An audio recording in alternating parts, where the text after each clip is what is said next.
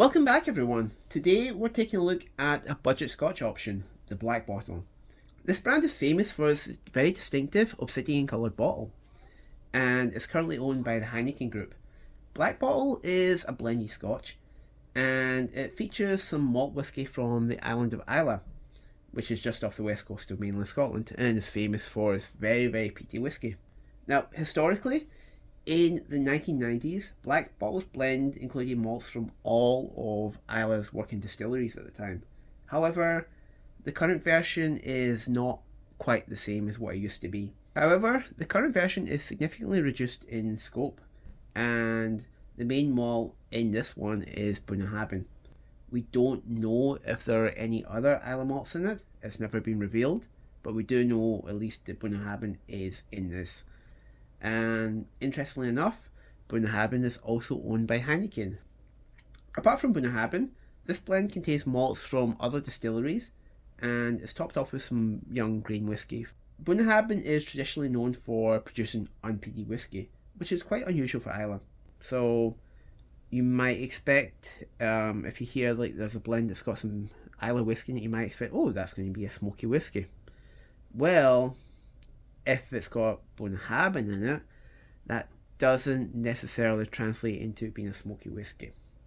Knowing that the key malt in this is Bunnahabhain, if you're expecting a smoky whisky, this is probably not going to be the one for you. It could be a hint of smoke, because Bunnahabhain does do the occasional peaty run. They're much more famous for their unpeated whisky. It tends to lean towards a more sweet and salty profile instead. I hope that shows up in this blend. Now, let's look at the bottle. So if you look at the bottle, it is 40%. It also has some caramel colour added as well. Let's pour it out, shall we?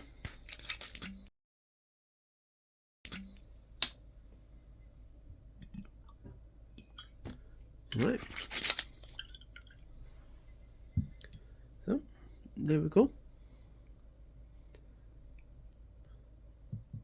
So there's a nice golden colour to this, but it doesn't really mean much because there's caramel colour added to it. Legs look fine on it. Yeah. It looks like your standard blend. Anyway. Alright, on the nose, it's got a slight smokiness to it. It's not powerful, it's a very wispy smoke. Like a dying campfire. But there's also a really rich maltiness as well behind that. I'm getting some apples. I'll say more like a stewed apple note. Some honey. A little bit of apricot actually. That's interesting. So it's got a little bit of fruitiness to it as well. Come back. Yeah, there's a little bit of salt as well.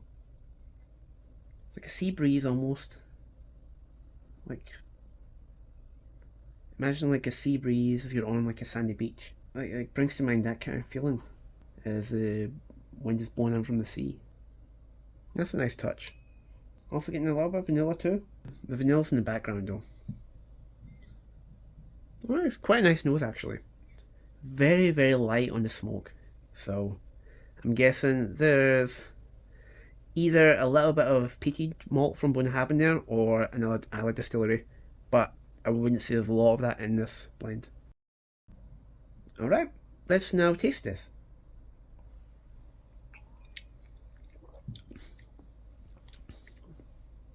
Well, that's quite sweet. There's lots of sweet honey and vanilla. I'm also getting like a little bit of salt and pepper. The peppery spice, but also a little bit of saltiness to go with that as well. And that sort of dances on the edge of your tongue. But it's not the main show. The main show is definitely the sweetness.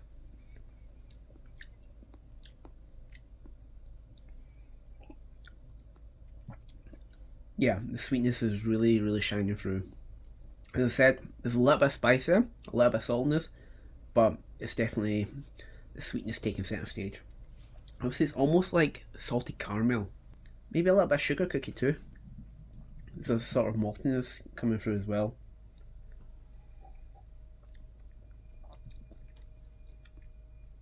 yeah, that sweetness, it just keeps growing and growing and growing. I'm also getting a little bit of peaches, but it's not fresh peaches. I would say it's more sort of canned peach. It's something minty. It's not like peppermint, it's more of a generic mintiness. But I can't quite pinpoint what kind of mint it is, or if it's even mint in the first place. Hell, it could even be eucalyptus, but I don't know. So this mintiness, it's sort of carrying through to the finish too. The sweetness as well. So it's like a minty sweetness you're getting at the end of it. But it's quite short. It's not that long. Pleasant though. Yeah, not bad. One more. Just see if I got that correct.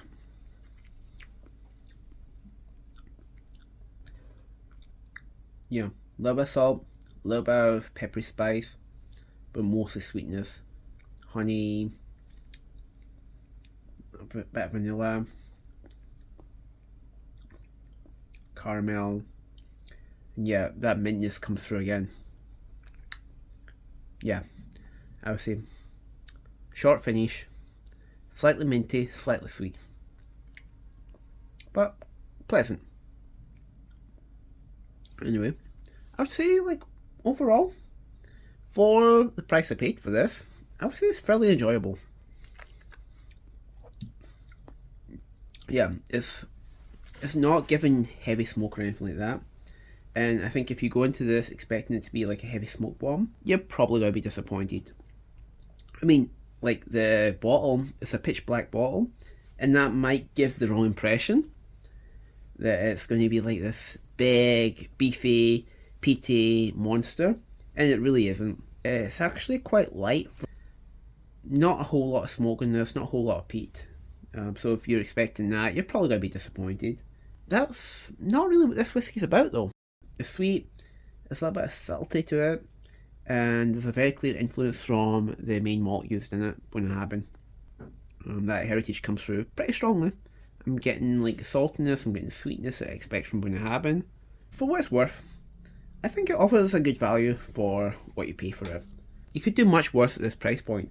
And honestly, I actually prefer this whiskey as a highball base. It holds up pretty well to soda water, and it still maintains a lot of character when you mix it. Yeah, that's quite a good point in my view. But yeah, this is just my take on it though. If you've had this blend before, please let me know your thoughts in the comments. And if you enjoyed this review, don't forget to like and subscribe. Thanks for watching, and I'll catch you next time. Sláinte.